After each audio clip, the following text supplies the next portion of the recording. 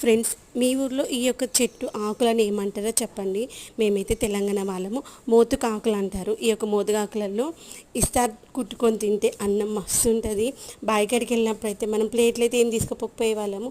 ఈ ఆకులు ఉంటాయి కదా, ఈ ఆకులతోని అక్కడే ఏదో ఒక పుల్లలు ఉంటాయి కదా, ఆ పుల్లలు ఇరిచేసి వేప చెట్లు ఉంటాయి ప్రతి పొలం కాడ.